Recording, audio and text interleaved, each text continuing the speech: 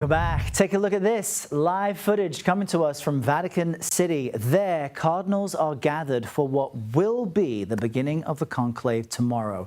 Cardinals will be literally locked behind closed doors to vote for the next leader of the Catholic Church after the death of Pope Francis last month. We have the perfect person to help us understand what comes next. CBS News papal contributor Candida Moss is here and can literally walk us through the process of this conclave. We've got the Vatican on the floor around us, where this is a tradition that has existed for hundreds of years. What happens tomorrow?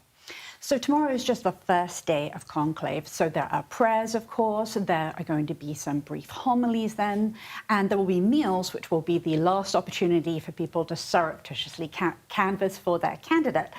The cardinals will take an oath in the morning that they will elect the person that they think will be the best pope, and then in the evening they will take their first ballot, and that's where we will see the front runners emerge. Right. Okay. And let's just give a sense of where we're standing. I'm out near St. Peter's Square, right ahead of where the conclave will take place in front of me. You're in the gardens. They don't even get to go outside into the gardens. They're locked inside.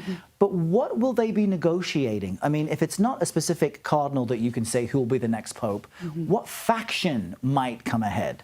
Well, some things have leaked out from their discussions last week in the congregation of cardinals that met then. And it's clear this conclave is going to be a referendum on Francis's papacy. Conservatives who elected Francis, thinking that he was just going to be ministering to the poor, are concerned that if there's another Francis, we may see confusion in the church. That's how they see it. And so I think there's going to be a little bit of a swing back to the center of the Catholic Church. And there's going to be a lot of debate about whether or not we want someone like Francis. Everyone wants that Francis magic, but they don't necessarily want the Francis manifesto. Well, you're saying he was criticized for sowing a bit of confusion inside the Catholic Church when it came to carrying out what has been described as more progressive policies that go against the traditionalists.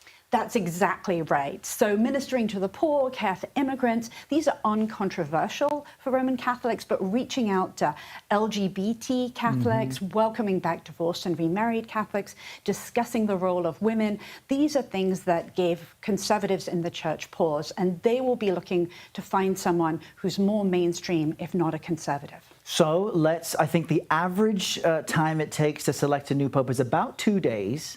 It's gone longer historically, but about 2 days.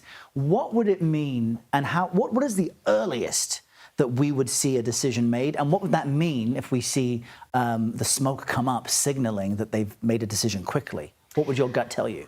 Well, some have said that they will decide quickly, and that would probably be a compromise candidate, someone a little more in the center. Francis was elected after a day and a half.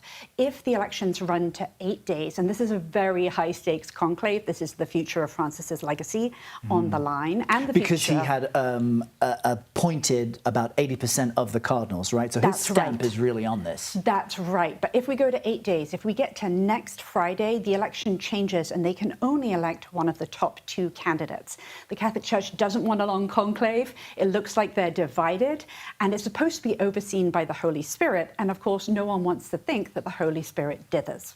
Oh, goodness. And, you know, Catholic guilt, I can tell you from my family, it's real and exists. You don't want them feeling bad about anything. Candida Moss, great to have you here in our green screen and VR studio to really get another interesting look at what we will all be watching tomorrow. I'll see you again soon. Thanks so much. And of course, you can watch our coverage of the papal conclave, try saying that 10 times fast, all day tomorrow, right here on CBS News 24/7. We'll bring you special coverage beginning at 10:30 tomorrow morning. Stay right where you are. We'll be right back.